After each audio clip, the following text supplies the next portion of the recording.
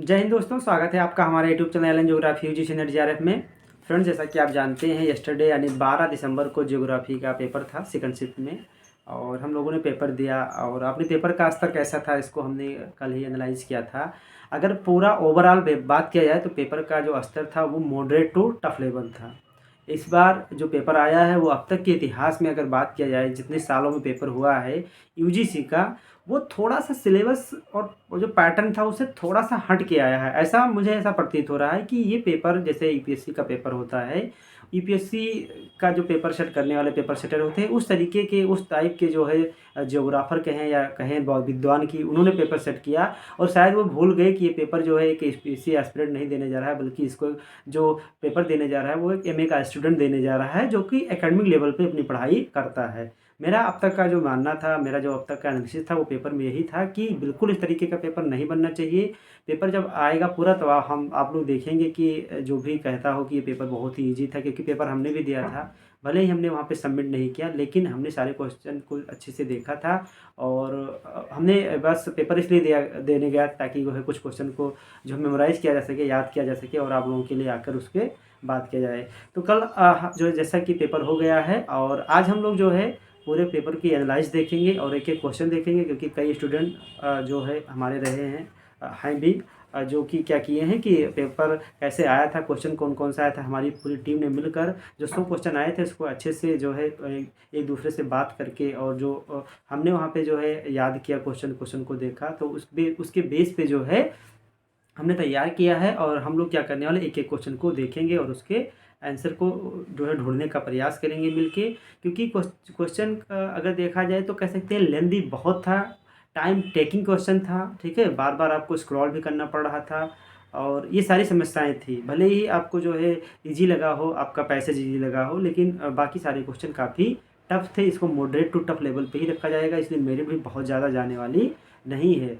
तो हम लोग स्टार्ट करते हैं। अभी हम लोग 1 से 50 क्वेश्चन तक देखने वाले हैं। तो बात किया जाए पहला क्वेश्चन, तो पहला क्वेश्चन आपसे पूछा गया था, 4 प्रकार के ड्रॉट दिए गए थे, सूखा दिए गए थे, और उसमें बताना था स्टेटमेंट में कि कौन सा कथन सही नहीं है। जैसे पहला था इकोलॉजिकल ड्रॉट, ये हमारे हाथ में जो है मैंने अभी जो है क्वेश्चन लोगों से पूछा है और नोट डाउन किया है, बात करके हमारी टीम ने तैयार किया है। वो पेपर हम बोल रहे हैं, आप लोग उसको अच्छे से सुनिए और देखिए। पहला क्वेश्चन दिया गया था कि निम्न में से कौन सा ऑप्शन सही नहीं है, जिसमें ऑप्शन ए था इकोलॉजिकल ड्रॉट के बारे में स्टेटमेंट दिया था, यानी पारिस्थितिकीय सूखा।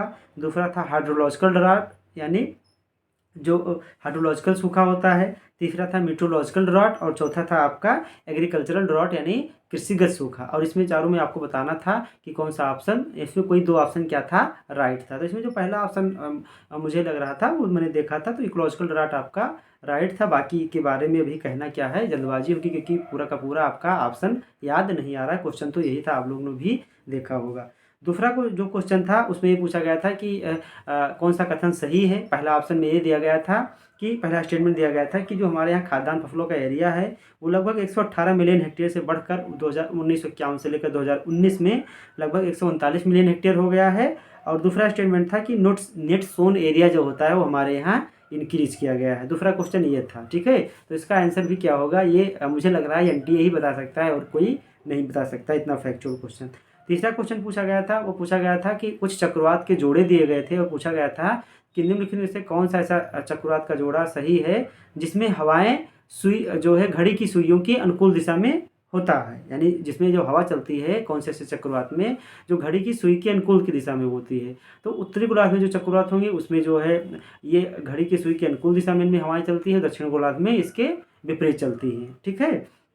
तो इसमें जो पेयर बन रहा था वो बन रहा था टाइफो और बागियो का, क्योंकि टाइफो और बागियो दोनों के दोनों कहाँ पे हैं, उत्तरी गोलार्ध में चलने वाले साइक्लोन में। बाकी सारे ऑप्शन के साथ एक उत्तरी गोलार्ध का चक्रवात था, दूसरा दक्षिणी गोलार्ध का चक्रवात दिया गया था। चौथा और नेक्स्ट क्वेश्चन की बात किया जाए तो नेक्स्ट क्वेश्चन आपका था एज सिटी के बारे में, कि एज सिटी के संबंध में क्या सही है। इसमें भी 2 स्टेटमेंट दिए गए थे, पूछा गया था कौन सा स्टेटमेंट सही है, कौन सा स्टेटमेंट सही नहीं है। तो पहला स्टेटमेंट था कि एज सिटी के बारे में सर्वप्रथम जो है गैरीव नाम के एक जियोग्राफर थे, उन्होंने बात की थी। और दूसरा स्टेटमेंट था कि जो एस सिटी होता है वो जो रोजगार परक होता है, उसमें रोजगार ज़्यादा मिलते हैं। तो जो पहला स्टेटमेंट है वो बिल्कुल सही है कि गैरीव नामक जियोग्राफर ने एस सिटी के बारे में बात की थी। दूसरे स्टेटमेंट के बारे में पूरा अभी पता नहीं चल पाया है।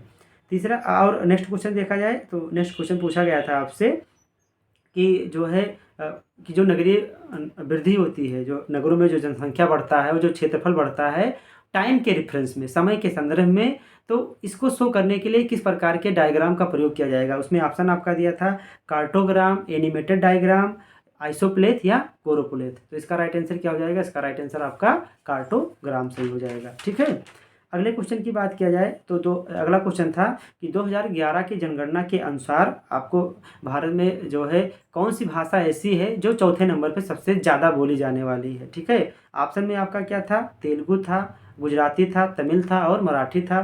तो इसका ऑप्शन जो होना चाहिए वो राइट होना चाहिए, वो तेलुगु होना चाहिए। ठीक है, उसके बाद अगला क्वेश्चन दिया था। अगला क्वेश्चन में 2 स्टेटमेंट दिए गए थे और 3 स्टेटमेंट दिए गए थे और आपसे पूछा गया था कि कौन सा सही है कौन सा गलत है।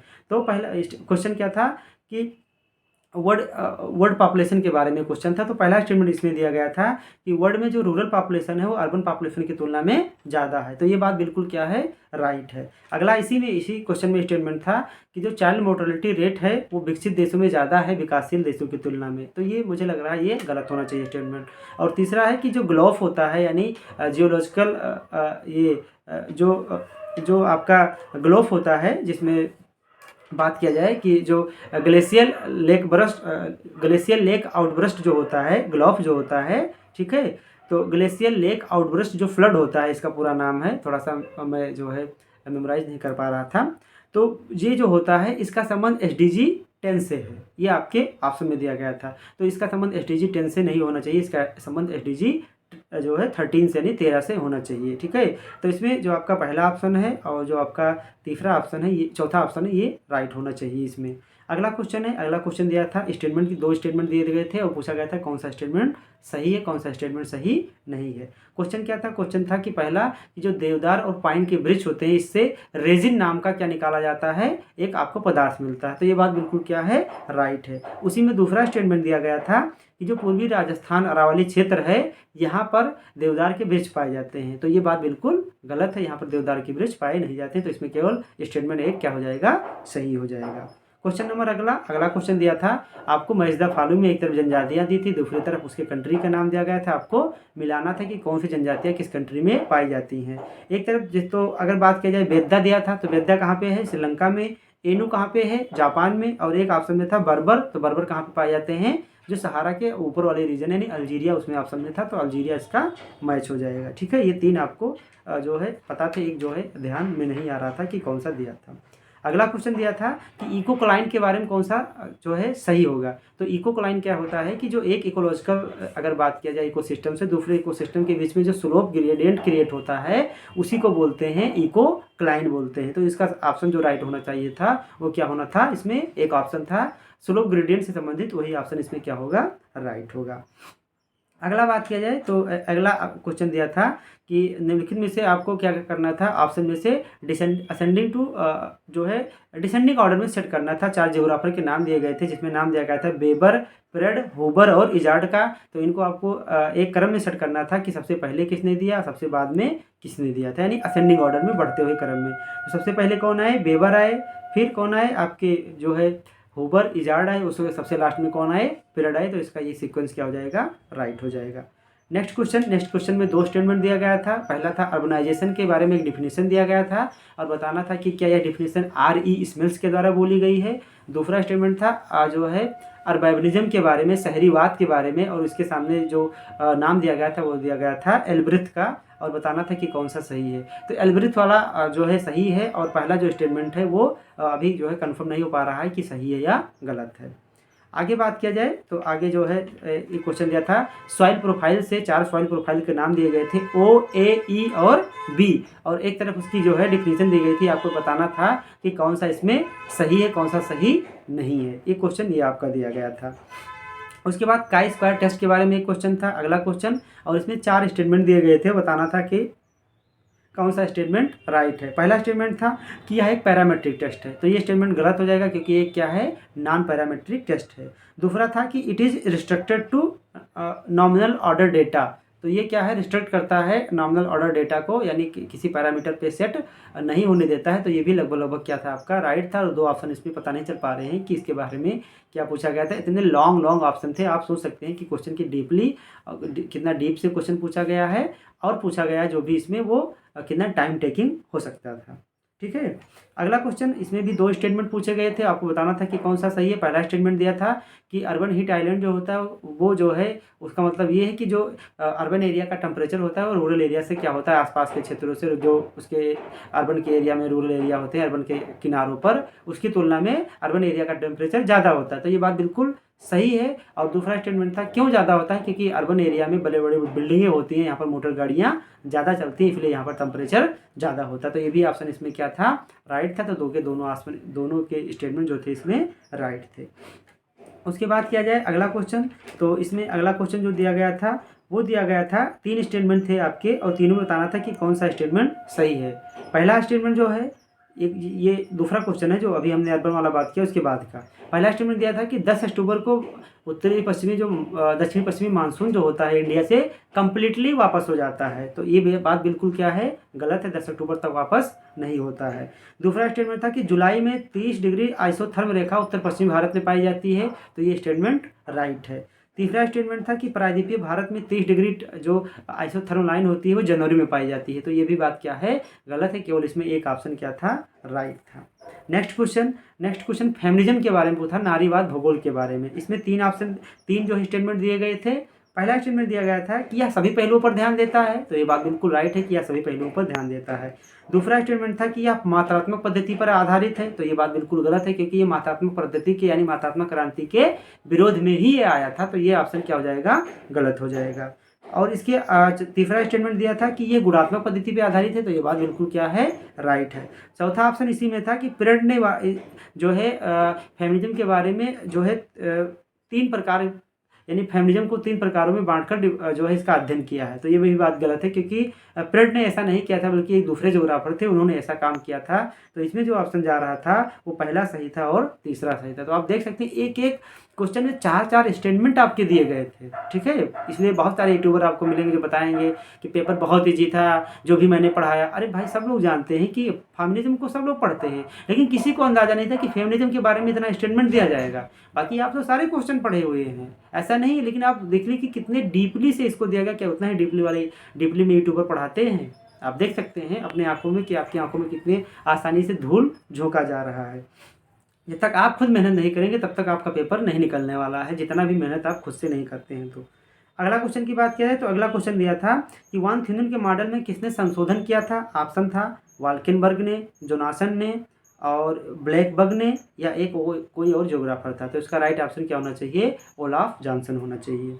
अगला क्वेश्चन, एक WHO की रिपोर्ट थी 2019 में, उसमें पूछा गया था इस रिपोर्ट के अकॉर्डिंग कौन सा ऑप्शन सही है। पहला ऑप्शन इसमें क्या बनाया गया था कि जो है पूरे वर्ल्ड लेवल पे देखा जाए तो लिंग भेद में, यानी जो फीमेल के यानी लड़का लड़की में जो हम लोग लिंग भेद करते हैं उसमें सुधार हुआ है। तो कहीं ना कहीं इस पर काम हो रहा है, इस पर बिल्कुल सुधार हुआ होगा। दूसरा स्टेटमेंट था इसी में कि अफ्रीका के कई ऐसे क्षेत्र हैं जहाँ पर गरीबी कम हुई है। ठीक है, तो ये थोड़ा सा कंट्रोवर्शियल क्वेश्चन था कि ये स्टेटमेंट कि इसमें गरीबी कम हुई है कि नहीं हुई, इसका अभी हम अंदाज़ा नहीं लगा सकते। इसका अंदाज़ा आपको NTA या आंसर की देगा तभी पता चलने वाला है। और 2 स्टेटमेंट तो हमने याद ही नहीं कर पाए, ना तो हमारे कोई स्टूडेंट भी बता पाए कि इसमें क्या दिया था। ठीक है, अगला क्वेश्चन क्या था, अगला क्वेश्चन में आपको इंडियन ओशन के 4 आइलैंड के नाम दिए थे, उसको आपको उत्तर से दक्षिण की तरफ सजाना था। जिसमें पहला ऑप्शन क्या था, डियागो गार्सिया, दूसरा था कोकोस, तीसरा था सोकोत्रा, चौथा था रियूनियन। अगर इसको अरेंज करेंगे तो पहले आएगा सोकोत्रा, उसके बाद में आएगा कोकोज, और उसके बाद में आपका डियागो गार्सिया, और चौथे नंबर पे आएगा आपका रियूनियन आइलैंड आएगा। या आप लोग जो है देख सकते हैं, थोड़ा सा नॉर्मल नहीं क्वेश्चन कर सकते हैं, लेकिन इसका आंसर आपको मिल जाएगा। ये क्वेश्चन था। इसके बाद अगला क्वेश्चन ज्वार भाटा से रिलेटेड था। इसमें 3 स्टेटमेंट दिए गए थे। बताइए 3 स्टेटमेंट ज्वार भाटा से था। पहला स्टेटमेंट क्या था कि ज्वार भाटा पे क्या था, पहला स्टेटमेंट कि जो सूर्य है उसका जो प्रभाव है ज्वार भाटा पे वो चंद्रमा की तुलना में 46% है। यानी जितना चंद्रमा प्रभाव छोड़ता है उसके लगभग 46% उसका लगभग 46% जो है मात्रा पे प्रभाव कौन डालता है, सूर्य डालता है। तो जितना चंद्रमा डालता है उसका 46% सूर्य नहीं डालता है। तो ये स्टेटमेंट क्या हो जाएगा, गलत हो जाएगा। दूसरे ऑप्शन में दिया था कि पृथ्वी से चंद्रमा की जो दूरी है उसकी तुलना में, पृथ्वी से चंद्रमा की दूरी है जितना भी हो, उसकी तुलना में जो सूर्य की पृथ्वी से दूरी है वो लगभग 287 गुना ज़्यादा है। तो ये भी ऑप्शन क्या था, गलत था। 287 गुना बहुत ज़्यादा हो जाता है। तीसरा इसमें स्टेटमेंट दिया था कि डाइटम और रेडियोलॉरियन जो ऊज होता है वो सिलिका प्रधान है। तो ये वाला स्टेटमेंट इसमें क्या है, एकदम राइट है कि डाइटम और जो आपका रेडियोलॉरियन है वो क्या है, बिल्कुल राइट है। तो इसमें एक ऑप्शन ये वाला सही है। ठीक है, नेक्स्ट क्वेश्चन दिया था, 2 स्टेटमेंट थे इसमें। अब देखिए हर क्वेश्चन में स्टेटमेंट दिया हुआ है। आप सोच सकते हैं कितना टाइम टेकिंग और कितना आपको माइंड लगाना पड़ रहा था। एकदम हूबहू आपका यूपीएससी का पेपर लग रहा था। मुझे लग ही नहीं रहा था कि जो पेपर सामने खुला हुआ है ये किसका है, ये आपका यूजीसी का है। इसमें क्या दिया था, इसमें दिया गया था स्टेटमेंट पहला था कि राज्य का कर्तव्य है कि यह पर्यावरण का संरक्षण करेगा, उसको बढ़ावा देगा, और नागरिकों का भी कर्तव्य होता है। दूसरा स्टेटमेंट दिया था कि वो पर्यावरण की रक्षा करे, उसको बढ़ावा दे। तो इसमें दो के दोनों स्टेटमेंट क्या थे, आपके राइट थे। क्वेश्चन नंबर नेक्स्ट, 4 स्टेटमेंट वाले क्वेश्चन थे। पहला जो ऑप्शन था उसमें ये था अवशोषण दिया था, एब्जॉर्प्शन, और एब्जॉर्प्शन के बारे में स्टेटमेंट दिया था, बताना था कि क्या है, सही है कि नहीं। तो वो स्टेटमेंट जो भी दिया था वो राइट था। और चालन के बारे में यानी कंडक्शन के बारे में, कि जो कंडक्शन होता है वो एक पार्टिकल्स यानी एक अणु दूसरे अणु को टच में रहते हैं और हीट ट्रांसफ़र करते रहते हैं, उनका मूवमेंट नहीं होता है, स्थानांतरण नहीं होता है। तो ये भी क्या था, सही था। तीसरा स्टेटमेंट ट्रांसमिशन के बारे में दिया था, वो गलत था। और चौथा स्टेटमेंट रेडिएंट एनर्जी के बारे में था, वो भी गलत है, क्योंकि रेडिएंट एनर्जी को उन्होंने बोला था स्टेटमेंट में कि जब ये इमिट होता है, रेडिएंट एनर्जी निकलती है, तो इसमें जो वेवलेंथ होता है वो चेंज नहीं होता। जबकि जब रेडिएंट एनर्जी जो निकलती है उसका जो वेवलेंथ होता है, जब वो रिसीव करता है उसके बाद जब वो इमिट करता है तो वेवलेंथ क्या हो जाता है, चेंज हो जाता है। इसलिए ये भी क्या हो जाएगा, गलत हो जाएगा। क्वेश्चन नेक्स्ट क्या था, क्वेश्चन नेक्स्ट था कि जो है डार्विन का प्रभाव के बारे में क्वेश्चन पूछा था। स्टेटमेंट इसके अंदर 2 थे। पहला क्या था कि जो अपरदन चक्र का सिद्धांत दिया है डेविस ने, उस पर डार्विन का प्रभाव है। तो बात बिल्कुल सही है। और स्थलाकृतियों का जो विकास का मॉडल डेविस ने प्रस्तुत किया, उस पर भी कहीं ना कहीं डार्विन का प्रभाव भी है। तो ये भी बात क्या है, राइट है। तो इसमें दोनों के दोनों स्टेटमेंट राइट थे। ठीक है, और अगला क्वेश्चन क्या था, अगला क्वेश्चन था कि जोनल स्ट्रेटा थ्योरी वो किसने दी थी। ऑप्शन है हेडन, क्रोबर, टेलर और स्पेंसर। तो इसका राइट आंसर क्या हो जाएगा, टेलर ने जोनल स्ट्रेटा थ्योरी दिया था। ये कुछ थोड़ा सा अब सांस लेने वाला क्वेश्चन कह सकते हैं कि था। अगला क्वेश्चन था, एक स्टेटमेंट दिया गया था सिटी के बारे में, और बताया गया था ऐसी कौन सी सिटी होती है जिसमें हाई लेवल टेक्नोलॉजी का यूज होता है और जो फाइनेंशियल पावर होता है उसमें बहुत ज़्यादा होता है। ऑप्शन कौन सा था, ग्लोबल सिटी, कन्वर्जेशन, यूनिवर्सिटी या रिक्रिएशनल सिटी। तो इसमें आपको बताना था कि कौन सा ऐसी सिटी है जिसमें हाई लेवल टेक्नोलॉजी यूज होती है और फाइनेंशियल पावर बहुत ज़्यादा होता है। तो इसका राइट आंसर क्या होना चाहिए, ग्लोबल सिटी होना चाहिए इसका राइट आंसर। अगला क्वेश्चन आपको मैच द फॉलोइंग में करने को था। एक तरफ दिया था आपका बेंटवर्थ, साफिर सिम्पसन स्केल, फुजीटा स्केल और रिक्टर स्केल। तो इसको मैच कराना था। तो बेंटवर्थ का मैच आपका अवसाद से हो जाएगा, ठीक है, और साफिर सिम्पसन का हो जाएगा हरकेन से, फुजीटा का क्या हो जाएगा, फुजीटा का हो जाएगा आपका टॉर्नेडो से, और रिक्टर का आपको पता ही है भूकंप से हो जाएगा। Next question again match the following का था। एक तरफ आपको इंटरनेशनल डेट लाइन दिया था, 140 डिग्री ईस्ट लाइन दिया था, और जीएमटी दिया था, और 50 डिग्री ईस्ट दिया था। क्या 50 डिग्री ईस्ट जो है आपका जो ये था जो है देशांतर रेखा थी, और इधर मिलाना था। तो इंटरनेशनल डेट लाइन का संबंध बेरिंग सागर से हो जाएगा, 140 डिग्री ईस्ट का संबंध कारपेंटरिया खाड़ी से हो जाएगा, जीएमटी का संबंध गिनी से हो जाएगा क्योंकि गिनी से होकर जाती है, और 50 डिग्री ईस्ट जो है कैस्पियन सागर से होकर जाती है। तो ये किससे हो जाएगा, कैस्पियन सागर से मैच कर जाएगा। नेक्स्ट कौन सा क्वेश्चन था, रिगर्सन के बारे में क्वेश्चन दिया गया था, जिसमें आर स्क्वायर की वैल्यू पूछी गई थी कि क्या 0 से कम होगा या 0 होगा, कि -1 होगा कि +1 होगा।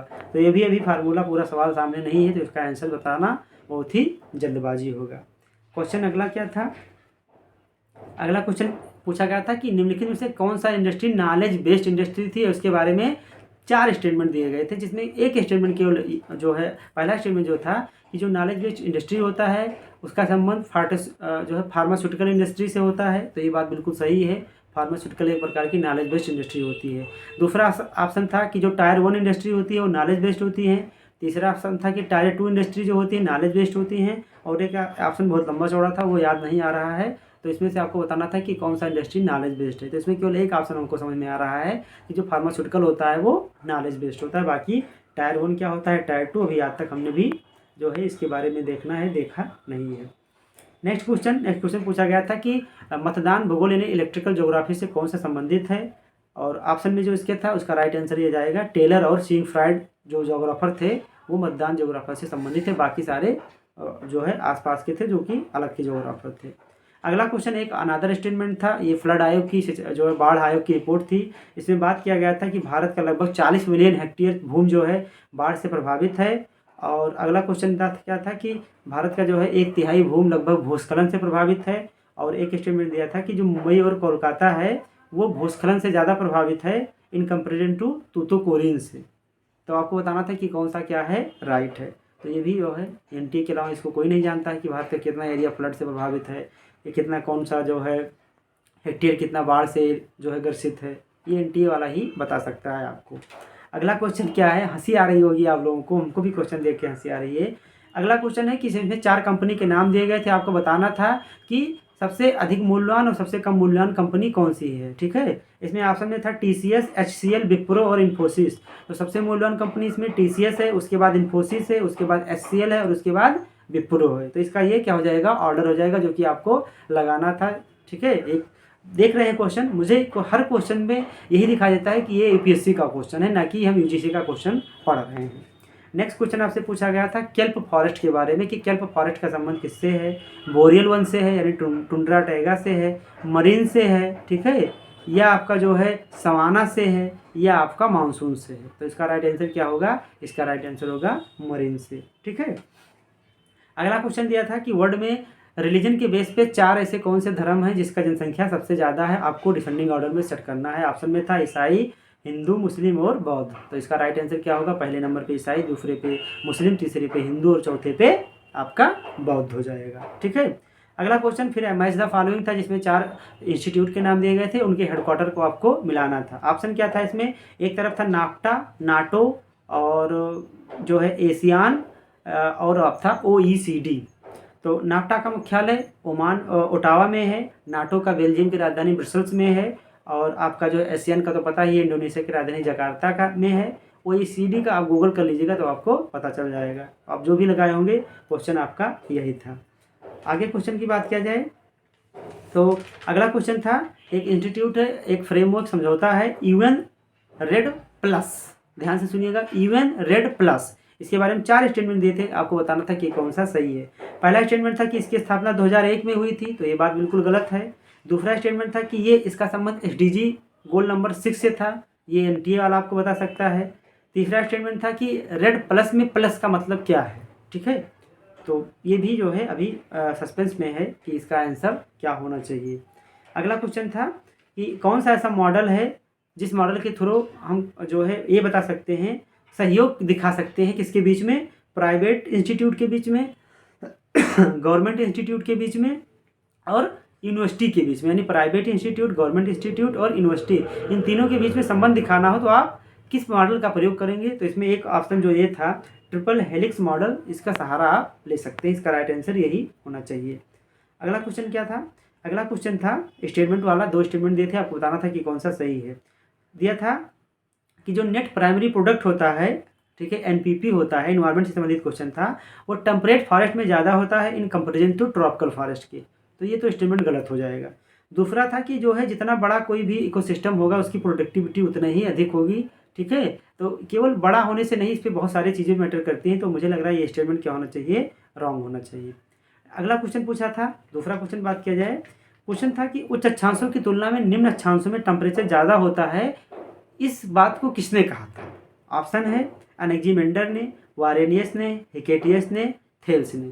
तो इसका भी अभी किसी किताब में उत्तर नहीं मिला है, आंसर की का हमें वेट करना होगा। अगला क्वेश्चन आपसे पूछा गया था कि कौन सा ऐसा फोटोग्राफ होता है जो प्लांट की डिजीज़ के लिए उपयुक्त होता है, जिसमें पैंक्रियोमीटर था, ठीक है, पैंक्रोमीटर जो होता है, और एक था इंफ्रारेड ब्लैक, और एक कोई और ऑप्शन था। तो ये भी अभी पता नहीं चल पा रहा है कि इसका आंसर क्या होना चाहिए। अगला क्वेश्चन आपका क्या था, अगला क्वेश्चन आपका दिया था कि अगर बात किया जाए कि बायोमास का जो पिरामिड होता है वो किस सिचुएशन में उल्टा हो जाता है। ऑप्शन आपका है घास में, जल में, वन में, पेड़ में। तो इसका राइट आंसर क्या हो जाएगा, जल में, कि जल में क्या होता है, उल्टा हो जाता है। नेक्स्ट दिया था कि बाह्य और आंतरिक कोर में जो डिफरेंस पाया जाता है, हम कैसे पता करते हैं कि बाह्य कोर अलग है आंतरिक कोर अलग है। तो इसके बारे में जो पता करते हैं वो किस जो है वेव्स के माध्यम से पता करते हैं कि जो इनर कोर है आउटर कोर है उसमें डिफरेंस था। ऑप्शन है PSL वेव से, दूसरा ऑप्शन है P वेव से, तीसरा है S वेव से, चौथा है P और S। तो इसका राइट आंसर P और S दोनों होना चाहिए। अगला है स्टील प्लांट के बारे में कौन सा सही नहीं है। ठीक है, ऑप्शन पहला है कि भारत में अधिकांश कच्चा माल अधिकांश स्टील प्लांट कच्चे माल जहाँ पाए जाते हैं वहाँ पे लगाया गया है। दूसरा है कि विशाखापत्तनम में स्टील प्लांट लगाया गया क्योंकि वहाँ पर कोयला पाया जाता है। तीसरा है स्पॉन्ज लोहे में इंडिया टॉप पे है। और चौथा है कि स्टील प्रोडक्शन में इंडिया नंबर 1 पे है। तो जो स्टील प्रोडक्शन में इंडिया नंबर 1 पे, ये ऑप्शन क्या हो जाएगा, रॉन्ग हो जाएगा। स्टील प्रोडक्शन में इंडिया नंबर 1 पे नहीं है। ठीक है, और तो ये टोटल जो आपको बताए गए ये लगभग 50 क्वेश्चन आपको बताए गए हैं। और अगले वीडियो में हम 50 क्वेश्चन को देखने वाले हैं। तो आप लोगों ने देखा होगा तो पेपर का लेवल कैसे था, एक एक क्वेश्चन में 4 ऑप्शन 5 जो है स्टेटमेंट देकर आपसे पूछा जा रहा है। तो टाइम भी आपके पास उतना पर्याप्त नहीं था जितना कि जिस लेवल का पेपर था। और ये पूरा, इसमें कोई शंका नहीं है, ये जो पेपर जिसके द्वारा बनाया गया है वो कोई ना कोई UPSC पेपर सिलेक्टर ही था जिसने इतना टफ पेपर बनाया है। इसलिए आपको खुद से मेहनत करनी पड़ेगी। केवल आप जो है यूट्यूबर के सहारे नहीं बैठ सकते हैं। आप बिल्कुल, कोई भी यूट्यूब वाला कहे कि पेपर बहुत ईजी था तो उसको बोलिए आप कि आप पेपर सॉल्व करके दिखाइए हमें बिना जो है किसी सहारे के कि आप कितना क्वेश्चन कर पाते हैं। मैं जो है हमेशा यही कहता हूँ, हमारी पूरी टीम जो कि सभी लोग JRF क्वालिफाई हैं, हम ऑलरेडी इसमें शामिल हैं। तो हमने सबसे एनालाइज करवाया तो जिनका सबका यही कहना था कि अब तक के इतिहास में सबसे टफ पेपर माना जाएगा क्योंकि पूरा का पूरा पैटर्न जैसे UPSC में पूछा जा रहा है सिर्फ उसी पैटर्न पे पेपर दे दिया गया है। तो इसमें ऐसे स्टूडेंट जो थोड़ा सा UPSC वाले होंगे उनको ज़्यादा फ़ायदा मिलने वाला है। जो एकेडमिक होंगे थोड़ा सा कम है क्योंकि एकेडमिक वालों को उतना गहराई में जाके पढ़ना और इतने करंट के क्वेश्चन पढ़ना जो है मुमकिन नहीं होता है। स्टूडेंट लगातार अपने PG और UG के एग्ज़ाम में व्यस्त रहता है, इसलिए उसको उतना टाइम नहीं मिल पाता है। तो हम लोग चाहेंगे कि NTA से रिक्वेस्ट किया जाएगा कि इस लेवल का पेपर ना बनाया जाए बल्कि जो सिलेबस है उसके अनुरूप ही, भले ही वो नाम ले लेगा कि सिलेबस से ही, लेकिन आप देख सकते हैं कि कितने क्वेश्चन इसमें करंट से डाले गए हैं, जितने रिपोर्ट से डाले गए हैं उसकी कोई आवश्यकता यहाँ पे नहीं थी, बिल्कुल नहीं थी। ठीक है, तो हम लोग मिलते हैं अगले 50 क्वेश्चन में। और एक बात कि कई स्टूडेंट हमको कहते हैं कि सर आपने वीडियो में नहीं बोलते कि हमारा चैनल सब्सक्राइब किया जाए, लाइक किया जाए, इसलिए लोग सब्सक्राइब नहीं करते हैं। तो हम आपसे यही जो है उम्मीद है हमें कि हम आपसे कोई पेमेंट नहीं लेते हैं और ना पेमेंट लेने वाले हैं।